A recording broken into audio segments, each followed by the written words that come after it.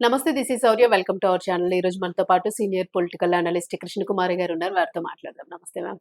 నమస్తే. మ్యామ్, అధికారంలోకి వస్తే రాగానే 2 నెలల్లో మీ అంతు చూస్తా, మిమ్మల్ని జైల్లో పెట్టేస్తా అని చెప్పేసి మన వైఎస్ జగన్మోహన్ రెడ్డి గారు, మాజీ ముఖ్యమంత్రి గారు చాలా గట్టిగా స్ట్రాంగ్ అనౌన్స్మెంట్ ఇచ్చారు. సో మీరేమంటారు? మెడికల్ కాలేజీలకి సంబంధించి, అలాగే కొన్ని అధికారులకి సంబంధించి కానీ ఇవన్నీ కూడా. ఆంధ్రప్రదేశ్‌లో జగన్మోహన్ రెడ్డికి ఓడిపోయి ఉన్నాడు. ఆయనకి తెలంగాణలో కేసీఆర్ కొడుక్కి ఏం పెద్ద తేడా లేదు.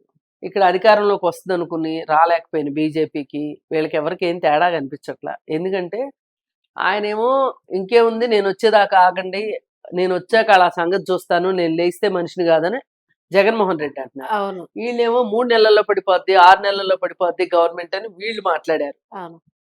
ఇప్పుడు కొంచెం వీళ్ళు నెమ్మదిచ్చారు. అంటే సురకలు సురకలు పడుతుంటే నెమ్మదిస్తారు.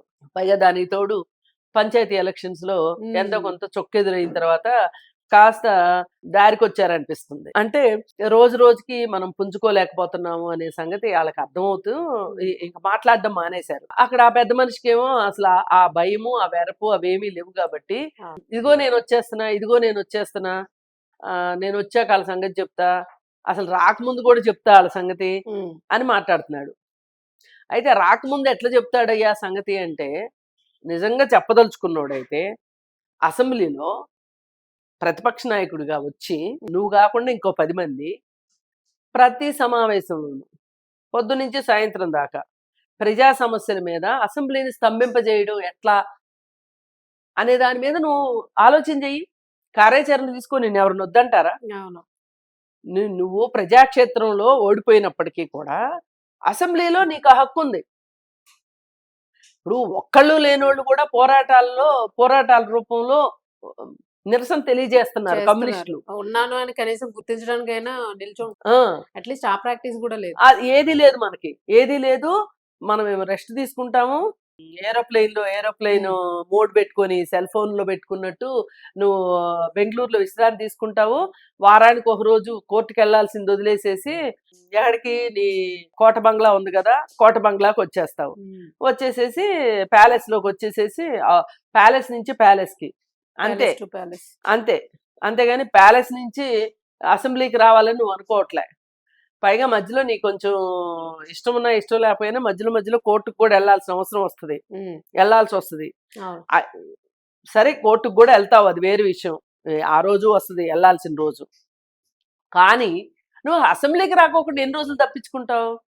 అసెంబ్లీకి రాకోకుండా ఏం చేస్తావు? అసలు నువ్వు సమస్యల మీద పోరాడాలి కదా. నువ్వు నేను అధికారంలోకి వచ్చాక వచ్చిన 2 నెలల్లో ఏం చేస్తామో ఇప్పుడు చెప్తా కూర్చుంటున్నావు గానీ అసలు ఈ 5 ఏళ్ళు నువ్వేం చేస్తా? 1.5 ఏళ్ళు 2 ఏళ్ళు అయిపోతుంది. 5 ఏళ్ళు ఏం చేస్తా? అదేదో సినిమా ఉంది చూసారా, ఆ ఒకటి అడక్కు సినిమాలో, నేను ఈ సంవత్సరం అంతా ఏం చేయను, వచ్చే సంవత్సరం నుంచి పని చేస్తా అని చెప్తాడు రాజేంద్ర ప్రసాద్. ఏం చేస్తా? చాపమే కూర్చుంటావా అని అడుగుతాడు రావు గోపాలరావు. అట్లాగే నువ్వు అప్పుడెప్పుడో ఏం చేయబోతావో చెప్తున్నావు కానీ అసలు ఇప్పుడు ఏం చేస్తావో చెప్పవేంటి? అంటే నీ మేకప్ చెదిరిపోకుండా, నీకు చెమట పట్టుకోకుండా ప్యాలెస్ లో కూర్చుంటావు. ఈ మాత్రానికి నీకు అసలు 11 సీట్లు రావడం కూడా వేస్ట్. ఈసారి నువ్వు పోటీ చేస్తే నీకు 11 కూడా రావు.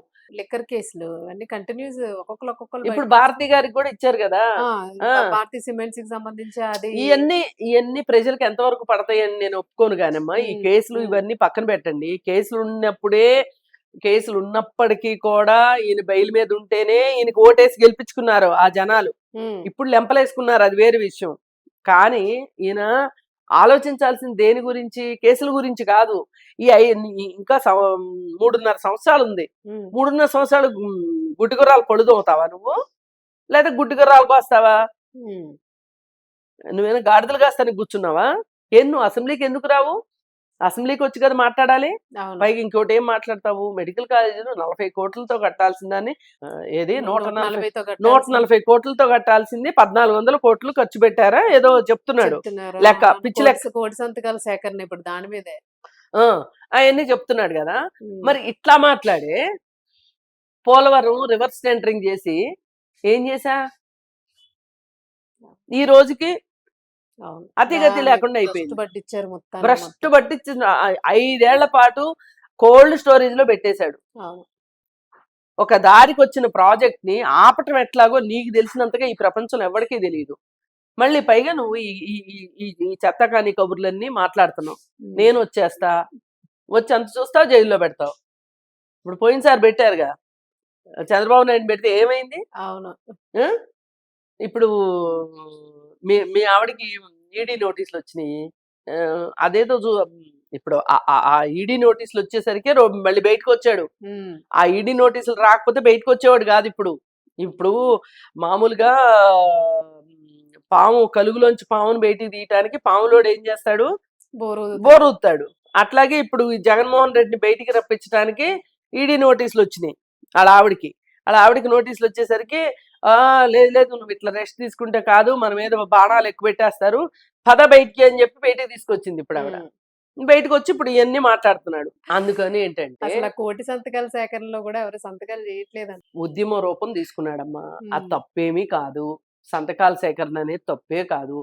ఒకప్పుడు పాత రోజుల్లో మా చిన్నప్పుడు 15 పైసలు పోస్ట్ కార్డులు రాసి మనకి ఏదైనా ఒక చట్టం కావాలన్నా, లేకపోతే వేసేవాళ్ళు. ప్రభుత్వం మీద ఏమైనా ప్రభుత్వం గురించిన ఇబ్బందులున్నా మనము పోస్ట్ కార్డు పోస్ట్ ఉద్యమం అని చెప్పి చేసేవాళ్ళం, ఉమ్. మాలాంటి వాళ్ళం. అదేమి పెద్ద తప్పు కాదు. ఇప్పుడు ఉమ్. నువ్వు కోటి సంతకాలు తీసుకో, లేకపోతే 5 నీకు ఓపిక ఉంటే 4 కోట్ల జనాభా ఉంటే 4 కోట్ల సంతకాలు తీసుకొని నీ ఊరు కాదనట్లా నిన్ను. అవును. అసలు నేను వచ్చాక ఏం చేస్తానో చెప్తున్నావు. నువ్వు వచ్చాక జనాలకు ఏం చేస్తావో చెప్పు. జనాలకు కావాల్సింది ఏంటి? విద్య, ఉపాధి, ఆరోగ్యము, ఉమ్. శాంతి భద్రతలు, ఇవి కావాలి. అవును. నువ్వు ఇస్తానని హామీ ఇవ్వు. చంద్రబాబు నాయుడు తీసుకొచ్చిన పెట్టుబడుల కన్నా ఎక్కువ పెట్టుబడులు తీసుకొస్తానని చెప్పు. నేను తీసుకొచ్చిన పెట్టుబడుల వల్ల ఎంత ఉపాధి వస్తుందని చెప్పు. నేను నేను ఇట్లా ఉచిత వైద్యం చేస్తాను, ఉచిత విద్యను అందిస్తాను, ఇలాంటి ఎన్నో ఉన్నాయి. వాటి గురించి నువ్వు భరోసా ఇవ్వు జనాలకి. ఉమ్. అంతేగాని నేను వాళ్ళని జైల్లో పెడతాను, మీరు సంతకాలు పెట్టండి అంటే ఎట్లా కుదురుతుంది? ఏదేమైనా జగన్మోహన్ రెడ్డి ఓడిపోయిన బాధలో నుంచి ఇంకా ఈ రోజుకి ఆయన బయటికి రాలా. ఉమ్.